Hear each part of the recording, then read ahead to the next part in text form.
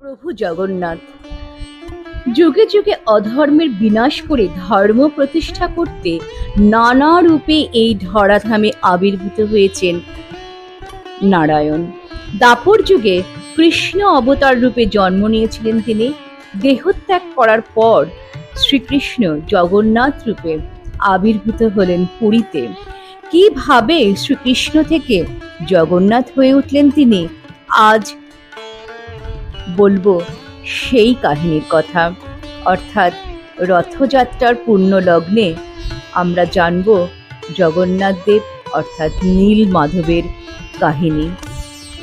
কুরুক্ষেত্রের যুদ্ধের অনেক দিন পর দ্বারকায় শ্রীকৃষ্ণ একদিন একটি গাছের নিচে বসেছিলেন।